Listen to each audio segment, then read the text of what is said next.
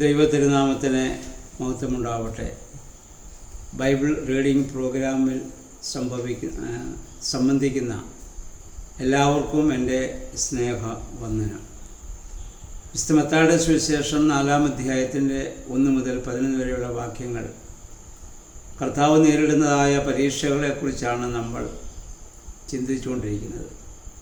കഴിഞ്ഞ 2-3 ദിവസങ്ങളായി ആ വിഷയവുമായി ബന്ധപ്പെട്ട് നമ്മൾ ചിന്തിച്ചു വരികയാണ്. കർത്താവ് നേരിട്ടതായ 2 പരീക്ഷകളെക്കുറിച്ച് നമ്മൾ ചിന്തിച്ചു. 1 ശാരീരിക തലത്തിലും 2 മാനസിക തലത്തിലുമുള്ളതായ പരീക്ഷയായിരുന്നു. അതിനെ 2നെയും കർത്താവ് അതിജീവിച്ച് കാണിച്ചു. 3-ാമത്തെ പരീക്ഷ ആത്മീയ തലത്തിലുള്ളതാണ്. അതായത് ജീവനത്തിൻ്റെ പ്രതാപം അഥവാ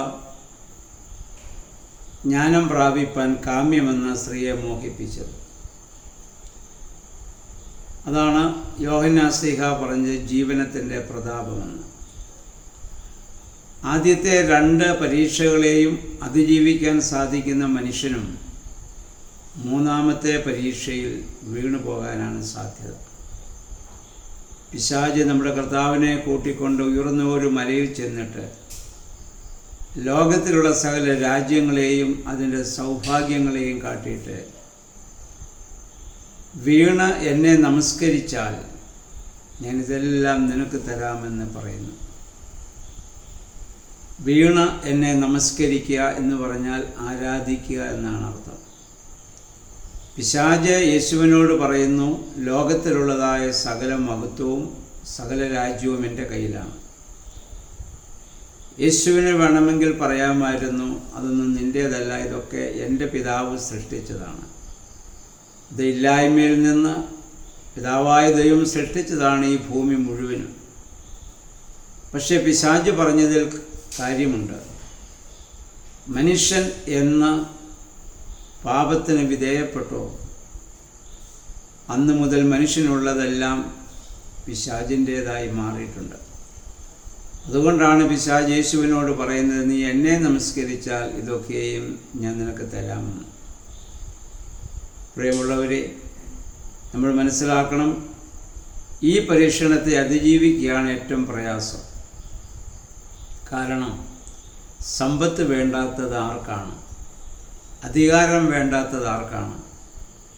ഇന്ന് ക്രൈസ്തവ സഭയിൽ നടക്കുന്നതായ എല്ലാ തർക്കങ്ങളും കലഹങ്ങളും കീഴ്ക്കോടതി മുതൽ സുപ്രീം കോടതി വരെയുള്ള വ്യവഹാരങ്ങളൊക്കെ എന്തിനു വേണ്ടിയാണ്? വിശ്വാസപരമായ കാര്യങ്ങൾക്ക് വേണ്ടിയിട്ടാണ്. യേശുവിനെ രക്ഷിതാവായി സ്വീകരിക്കുന്നതുമായിട്ടുള്ള തർക്കമാണ്. ഇതൊന്നുമല്ല. എല്ലാം അധികാരത്തിനു വേണ്ടിയും സമ്പത്തിനു വേണ്ടിയുമുള്ള തർക്കമാണ്. എല്ലാം ഈ അധികാരത്തിനും സമ്പത്തിനും വേണ്ടിയാണ് പള്ളികളൊക്കെ പിടിച്ചെടുക്കുന്നത്. നമ്മുടെ ക്നാനായ സമുദായത്തിലെ പ്രശ്നങ്ങളൊക്കെ ഇത് തന്നെയാണല്ലോ. അല്ലാതെ വിശ്വാസപരമായോ വേറൊരു തർക്കവും ഇവിടെയില്ല, ഒരു വ്യവഹാരവും ഇവിടെയില്ല. എല്ലാം സമ്പത്തിനു വേണ്ടിയും അധികാരത്തിനു വേണ്ടിയുമുള്ളതായ വലിയ തർക്കമാണ്. അതുകൊണ്ടാണ് ഞാൻ പറഞ്ഞത്, ആദ്യത്തെ 3 പരീക്ഷകളെ അതിജീവിക്കുന്ന മനുഷ്യനും വീണു പോകാവുന്നതാണ് ഈ 3-ാമത്തെ പരീക്ഷ.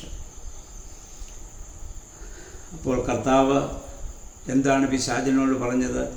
സാത്താനെ, എന്നെ വിട്ടുപോക, നിന്റെ ദൈവമായ കർത്താവിനെ വന്ദിച്ചവനെ മാത്രമേ ആരാധിക്കാവൂ എന്ന് തിരുവെഴുത്തിൽ പറഞ്ഞിരിക്കുന്നു.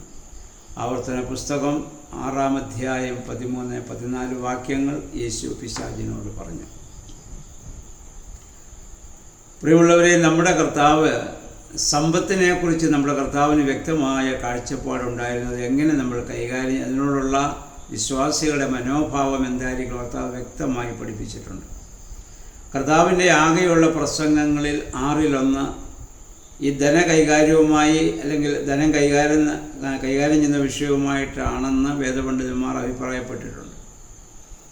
വിശുദ്ധ മത്തായിയുടെ സുവിശേഷം 6-ാം അധ്യായത്തിന് 25 മുതലുള്ള വാക്യങ്ങൾ കർത്താവിൻ്റെ മഹത്തായ ഗിരിപ്രഭാഷണത്തിലെ ഒരു ഭാഗമാണ്. കർത്താവോട് പറഞ്ഞതാണ്, നാളെയെപ്പറ്റി നിങ്ങൾ ആകുലപ്പെടരുത്. ആകാശത്തിലെ പറവകളെ നോക്കി പഠിക്കുവിൻ. അവ വിതയ്ക്കുന്നില്ല, കൊയ്യുന്നില്ല, കളപ്പുരയിൽ ശേഖരിക്കുന്നില്ല, എന്നാൽ ദൈവം അത്ഭുതകരമായി അവയെ വഴി നടത്തുന്നുണ്ട്. ഈ വേദഭാഗം വായിക്കുമ്പോൾ നമുക്ക് തോന്നും, നമ്മൾ ഒരു പണിയും ചെയ്യേണ്ട, വെറുതെ ഇരുന്നാൽ മതി, കർത്താവ് നമുക്ക് മുന്നിൽ ഭക്ഷണം കൊണ്ടെത്തിക്കും. അങ്ങനെയല്ല. പക്ഷികൾ എങ്ങനെയാണ് ഭക്ഷിക്കുന്നത്? നമ്മൾ എഴുന്നേൽക്കുന്നതിന് മുൻപ് അത് എഴുന്നേൽക്കുന്നുണ്ട്, അത് ഉണരുന്നുണ്ട്. അത് പറഞ്ഞാണല്ലോ നമ്മൾ രാവിലെ പാടുന്ന വനമേ പക്ഷി ഗണങ്ങൾ ഉണർന്നിതാ ദൈവത്തെ സ്തുതിക്കുന്നു എന്നൊക്കെ പാടിയാണ് നമ്മൾ പ്രഭാതത്തിൽ നമ്മളും പോലും എഴുന്നേൽക്കുന്നത്. അപ്പം നമ്മൾ എഴുന്നേൽക്കുന്ന മുമ്പേ അത് എഴുന്നേറ്റ് അന്വേഷിച്ച് കണ്ടെത്തിയാണ് ഓരോ പക്ഷിയും ഭക്ഷിച്ചുകൊണ്ടിരിക്കുന്നത്. പക്ഷെ അതിനൊരു ഗുണമുണ്ട്. എന്താണെന്നറിയാമോ? അന്നന്ന് ആവശ്യമുള്ളത് മാത്രമേ അവ പ്രകൃതിയിൽ നിന്ന് സ്വീകരിക്കത്തുള്ളൂ. ഒന്നുകൂടി പറയുന്നു, അന്നന്ന് ആവശ്യമുള്ളത് മാത്രമേ അത് പ്രകൃതിയിൽ നിന്ന് സ്വീകരിക്കുകയുള്ളൂ. നെല്ലോ ഗോതമ്പോ വിളഞ്ഞു കിടക്കുന്ന പാടത്തേക്ക് കുറേ പ്രാക്കളെ, പക്ഷികളെ നമ്മൾ രാവിലെ ഒന്ന് തുറന്നു വിട്ടേ. അവയെ അവിടെ ചെന്ന് രാവിലെ മുതൽ സന്ധ്യ വരെ കൊത്തിപ്പെറുക്കി ഭക്ഷിക്കുന്ന നമുക്ക് കാണാം.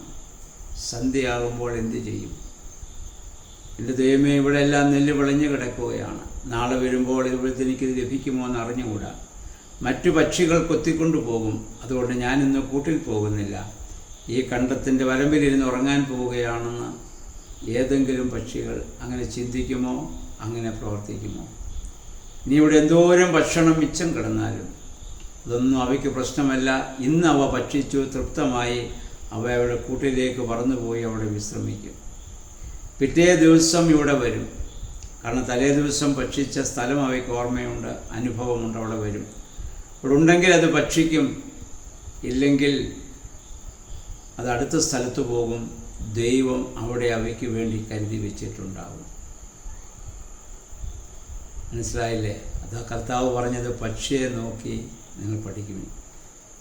ചിന്തിക്കരുത് നല്ല കർത്താവ് പറഞ്ഞ് ആകുലപ്പെടരുത്. ആങ്ഷൈറ്റി.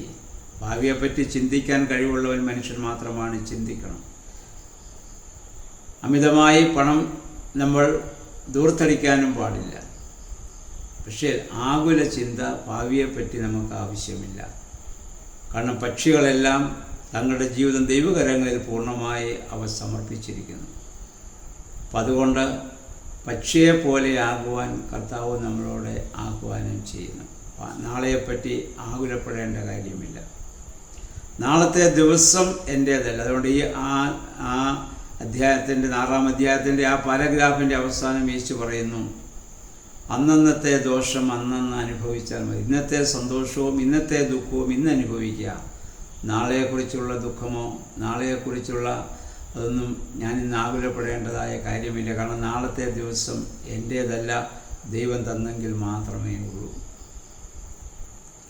മഹാത്മാഗാന്ധി ഒരിക്കൽ പറഞ്ഞു, മനുഷ്യനും മൃഗങ്ങൾക്കും പക്ഷികൾക്കും ഭക്ഷിച്ച് മിച്ചം വെക്കാനുള്ളത് കാലാകാലങ്ങൾ ദൈവം ഭൂമിക്ക് നൽകുന്നുണ്ട്. എന്നാൽ ഒരുവൻ്റെ ആർത്തി മറ്റൊരുവനെ ദാരിദ്ര്യം വർദ്ധിപ്പിക്കുന്നുവെന്നാണ്.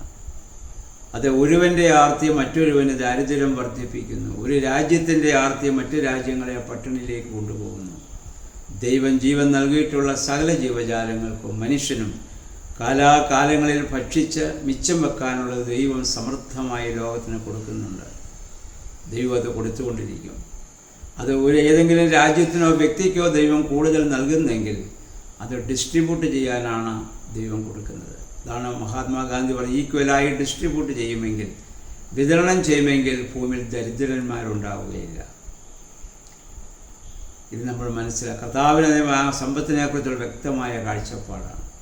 താഴോട്ട് വായിക്കുമ്പോൾ തന്നെ 31-ാം വാക്യം വരുമ്പോൾ കർത്താവ് പറയുന്നു, ഞാൻ എന്ത് തിന്നും എന്തുടുക്കുമെന്ന ജാതികളാണ് അന്വേഷിക്കുന്നത്.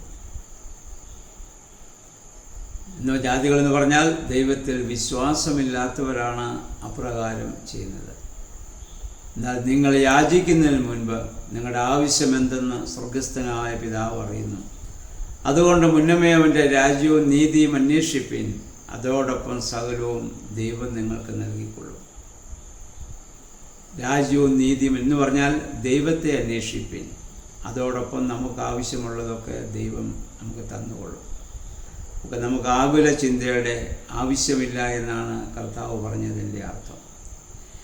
എന്നാൽ ഇന്ന് മനുഷ്യൻ കൂടുതൽ ആകുലപ്പെടുന്നതും ചിന്തിക്കുന്നതുമെല്ലാം ഈ സമ്പത്തും അധികാരവും സംബന്ധിച്ചുള്ള കാര്യങ്ങളാണ്. നമുക്കറിയാം, പല സഭകളിലും പല സുവിശേഷകരും നമുക്ക് സമ്പത്ത് ലഭിക്കാൻ വേണ്ടി ദൈവത്തോട് പ്രാർത്ഥിക്കുവാനായിട്ട് ആവശ്യപ്പെടുന്നത് കണ്ടിട്ടുണ്ട്. നിനക്ക് വലിയ ഭവനം വേണോ?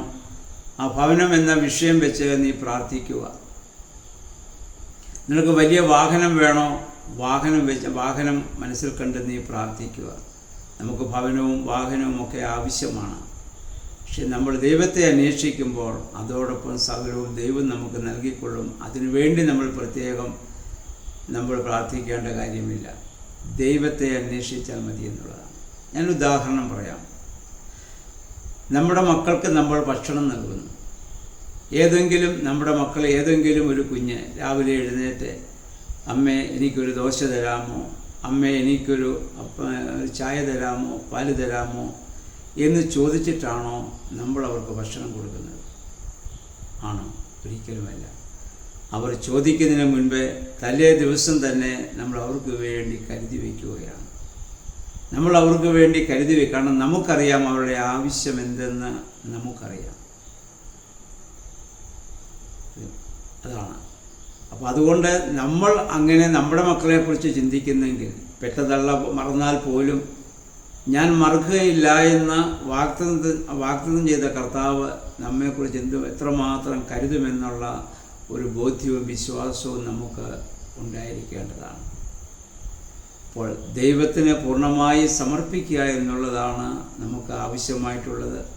അപ്പോഴാണ് ഈ ഭൂമിയിലുള്ളതിനെയൊക്കെ നമുക്കറിയാം, നമ്മുടെ പൂർവ്വപിതാക്കന്മാരാരും ഈ ഭൂമിയിലെ സമ്പത്തിന് വേണ്ടിയോ അല്ലെങ്കിൽ യേശുവിനെ ആരാധിക്കുന്നതിലൂടെ എന്തെങ്കിലും നേടാൻ ഒരിക്കലും അവർ ആഗ്രഹിച്ചിരുന്നില്ല. അവർക്ക് യേശുവെന്ന വ്യക്തിയായിരുന്നു വേണ്ടത്. യേശുവിൽ നിന്ന് ലഭിക്കുന്നതിനേക്കാൾ യേശുവെന്ന വ്യക്തിയാണ് അവർ ആഗ്രഹിച്ചത്. അതുകൊണ്ട് നമ്മുടെ വിശുദ്ധ കുർബാനയിൽ ആരംഭിക്കുന്ന നമ്മൾ പാടാറില്ലേ, ലോകം, താത, സഹോദരർ, ജാതി, തറവാട് ആകെ ഉപേക്ഷിച്ച് യേശുവിനായി മരണത്തെ സ്നേഹിച്ചുവെന്നാണ്.